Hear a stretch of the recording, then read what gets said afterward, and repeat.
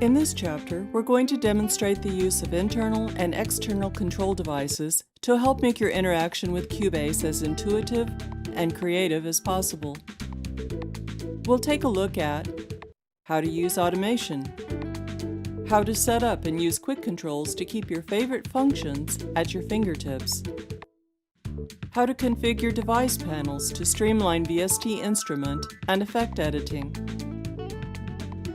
how to configure a generic remote control, and how to configure the Steinberg CC121 control surface. One of the greatest advantages to making music with a computer-based system is the ability to recall and automate almost anything. Anywhere you see these W and R icons, you can use automation. In simplest terms, if you click the red W, Cubase will then write automation data. The system will remember every move you make. To stop writing automation, click the W again.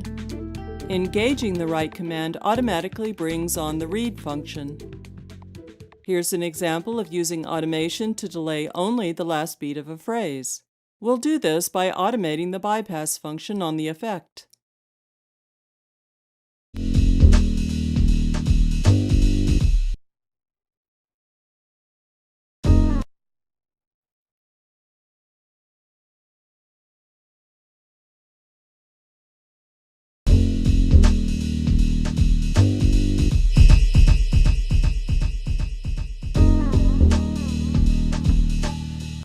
Cubase provides a centralized automation panel to help keep track of what you've automated. Each track has a hidden button here in the left-hand corner. Clicking this down caret will expand the automation lanes for that track.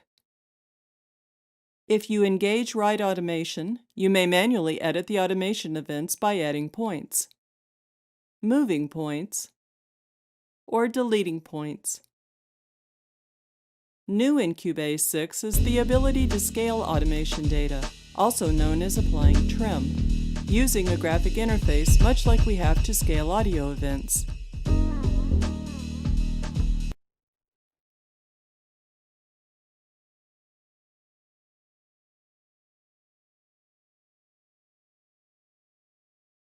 Also new in version 6 is the ability to right-click on a plugin and reveal automation, giving you an instant look at what's been automated with that device.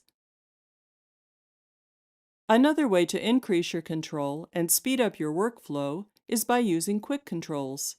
Each track has 8 quick control slots.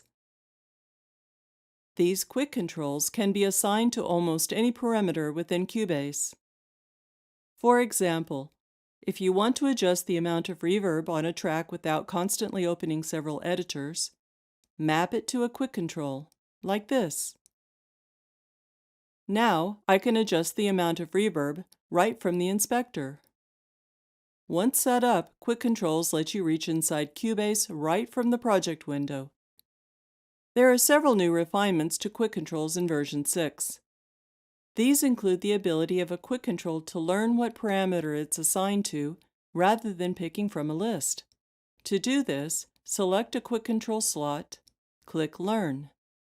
Then either move a hardware control or click and move a software control, such as a plugin parameter.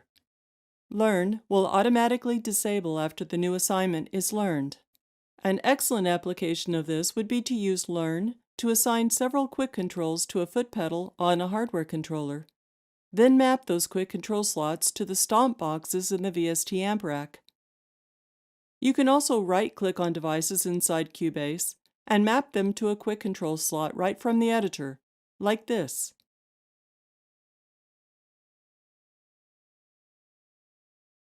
There's a new button for Quick Clear to get you back to a blank slate in one step.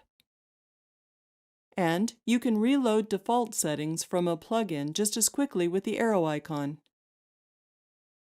Another tab you'll see in the inspector is the Panels tab. Here, you can configure custom graphic interfaces to either streamline the use of plugins, almost like an elaborate quick control, or to program your external hardware devices from inside Cubase, including the ability to automate those parameters. Here's an example of a user panel for a popular hardware synthesizer.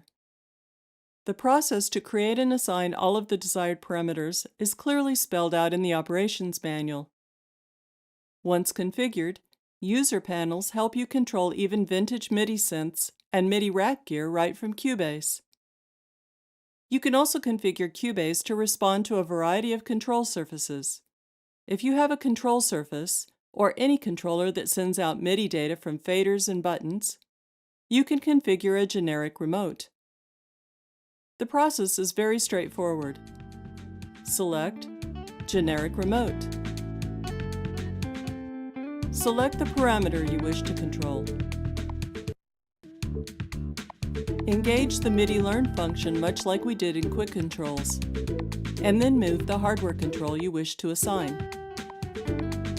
Now you can use that hardware fader to control that Cubase parameter.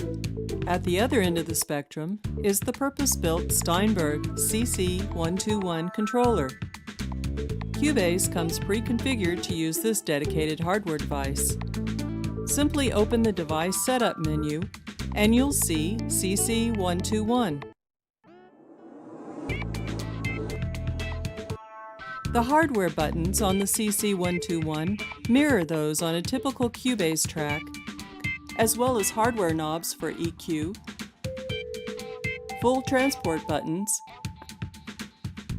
and a jog wheel. There are also 4 soft controllers which you can assign. Finally, if you're using a Macintosh computer, then Cubase can be configured to respond to your Apple remote. Here's a look at the wide variety of choices for your configuration. As long as you have line of sight with your Mac, this is a great way to remotely control Cubase. But you may want to write down the configuration until you've used it enough to remember all the button assignments. We hope you've enjoyed and learned from these tutorials. We've only scratched the surface of what you and Cubase can do. Be sure to check out the Steinberg Knowledge Base, Cubase online community, forums, and the operations manual to find out even more about Cubase.